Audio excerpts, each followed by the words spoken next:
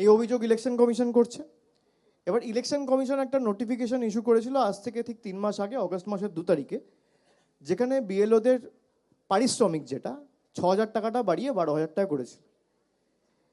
এই টাকাটা election commission দেবে না, যদিও ইলেকশন কমিশন এখানে সিইও অফিসের জন্য 15 লক্ষ টাকা দেবে, কিন্তু বিএলওদের পারিশ্রমিকের জন্য আলাদা করে টাকা দেবে না, রাজ্যর ঘাড়ে চাপিয়ে দিচ্ছে।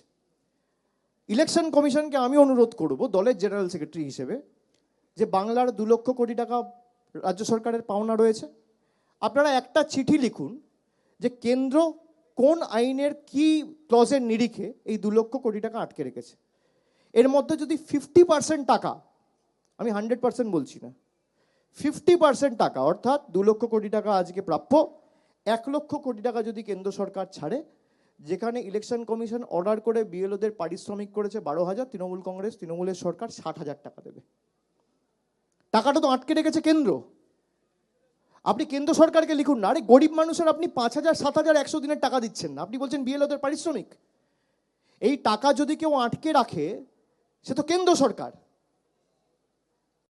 এই যে মামলা হচ্ছে, জানা উচিত কি প্রতিকূলতার মধ্যে দিয়ে সরকার চলছে।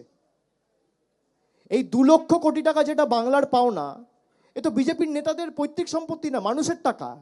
আপনি 50% টাকা ছাড়ুন, নির্বাচন কমিশন যেখানে 12,000 টাকা দেওয়ার কথা ঘোষণা করেছে, তৃণমূলের সরকার 60,000 টাকা দেবে, 60,000 প্রতি বিএলওকে। নির্বাচন কমিশনের ক্ষমতা আছে। আমি তথ্য দিচ্ছি আপনাকে, আপনি আমাকে যদি তথ্য চান আমি তথ্য দিয়ে দেবো, কোন স্কিমে কত টাকা বাকি রয়েছে, কোন অর্থবর্ষে কত টাকা বাকি রয়েছে। আমি মিডিয়ার সাথে শেয়ার করে দেবো, সামাজিক মাধ্যমে একটা টুইট বা ফেসবুকেও পোস্ট করে দেবো, আপনারা দেখতে পাবেন। ইলেকশন কমিশন একটা চিঠি লিখুক যে নির্বাচিত সরকার, 10-12 কোটি মানুষের রাজ্য, 7.5 কোটি ভোটার, মানুষ ভোট দিয়ে যাদেরকে নির্বাচিত করেছে তাদের কাজ করার জন্য, তাদের উন্নয়নের টাকা নরেন্দ্র মোদীর বিজেপির সরকার জোর জবরদস্তি গাজোয়ারি করে গায়ের জোরে আটকে রেখেছে, এই টাকা ছেড়ে দেওয়া হোক। খালি এই চিঠিটা লিখুক, টাকা না ছাড়লেও আমরা টাকা দেবো। আমি আরো এক ধাপ এগিয়ে বলছি, আই এম আপিং দ্য অ্যান্টে।